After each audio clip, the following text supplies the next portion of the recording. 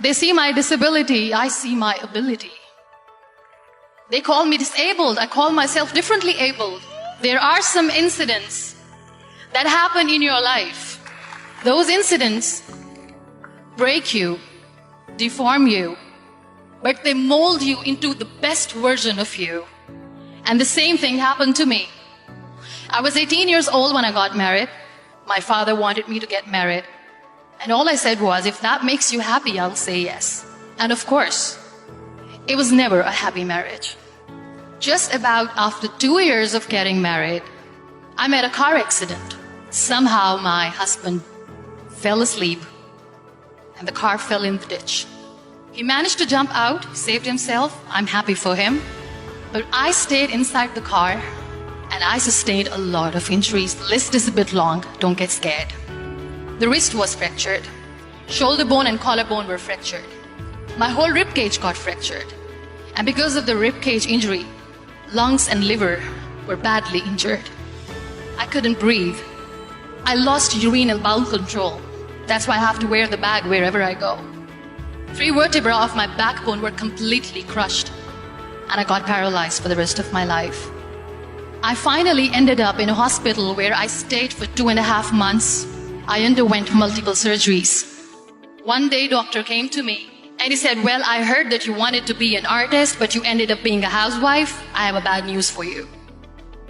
You won't be able to paint again because your wrist and your arm are so deformed, you won't be able to hold a pen again.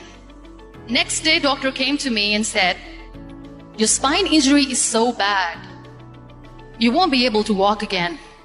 Because of your spine injury and the fixation that you have in your back, you won't be able to give birth to a child again.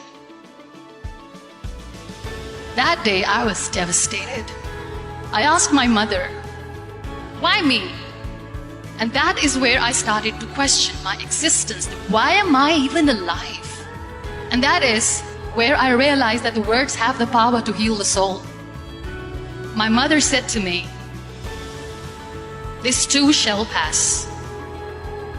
God has a greater plan for you. I don't know what it is, but He surely has. And in all that distress and grief, somehow or the other, those words were so magical that they kept me going. One day I asked my brothers, I know I have a deformed hand, but I'm tired of looking at these white walls in the hospital and wearing these white scrubs. I'm getting tired of this. I want to add more colors to my life. I want to do something. Bring me some colors. Bring me some small canvas. I want to paint. So the very first painting I made was on my deathbed, where I painted for the very first time.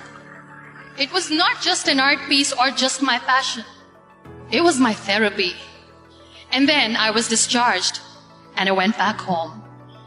And I went back home and I realized that I have developed a lot of pressure ulcers on my back and on my hip bone. I was unable to sit.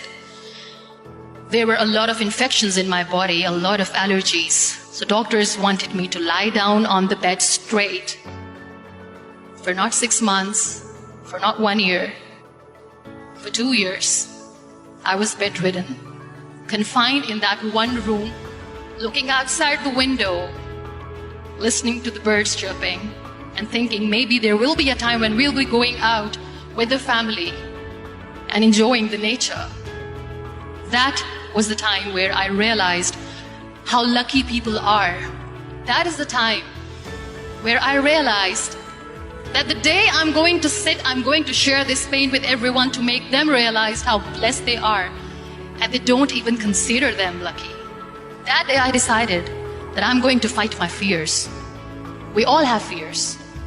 Fear of unknown, fear of losing people, fear of losing health, money. We want to excel in career, we want to become famous, we want to get money. We are scared all the time. So I wrote down one by one all those fears. And I decided that I'm going to overcome these fears one at a time. You know what was my biggest fear? Divorce. I was trying to cling on to this person who didn't want me anymore, but I said no. I have to make it work. But the day I decided that this is nothing but my fear, I liberated myself by setting him free. And I made myself emotionally so strong that the day I got the news that he's getting married, I sent him a text that I'm so happy for you and I wish you all the best. And he knows that I pray for him today. Number 2 was, I won't be able to be a mother again. And that was quite devastating for me. But then I realized there are so many children in the world, all they want is acceptance.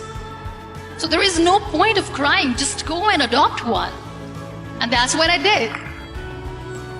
People think that they will not be accepted by the people because we, in the world of perfect people, are imperfects. So I decided that instead of starting an NGO for disability awareness, which I know will not help anyone, I started to appear more in public. I started to paint. I decided that I'm going to join the national TV of Pakistan as an anchor person. And I've been doing a lot of shows for the last 3 years. I became the National Goodwill Ambassador for UN Women Pakistan, and now I speak for the rights of women, children.